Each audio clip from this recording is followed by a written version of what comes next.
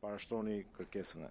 Për herë të parë, si ministre e brendshme, Albano Koçiu foli për kriminalitetin në Komisionin e Çështjeve të Brendshme dhe të Mbrojtjes. Sipas saj, krimet kanë pësuar ulje ndërkohë që është rritur zbulueshmëria, ndërsa vrasjet me dashje janë reduktuar ndjeshëm, krahasuar me vitin e kaluar.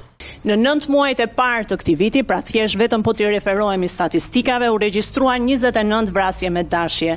Për krahasim, në vitin e lëm pas patëm 41 vrasje për të njëjtën periudhë. Dhe kjo nuk është një dhuratë që vjen nga lart, por rezultati i qartë i luftës frontale dhe pa kompromis kundër krimit të organizuar.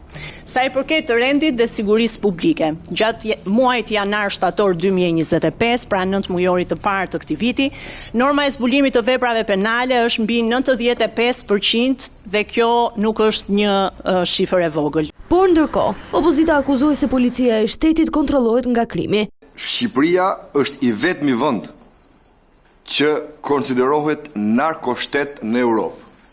Por ju them, drejtori jemi i vetmi vend që drejtorin dhe nëndrejtorin e policisë shtetit nuk i ka caktuar ligji, as vullneti politik. Jemi i vetmi vend ku 2 drejtuesit kryesor të policisë shtetit i caktojnë kartelet. Përkatësisht, Ilir Proda, drejtori përgjithshëm i policisë shtetit, është emërtesë Esuel Qelës.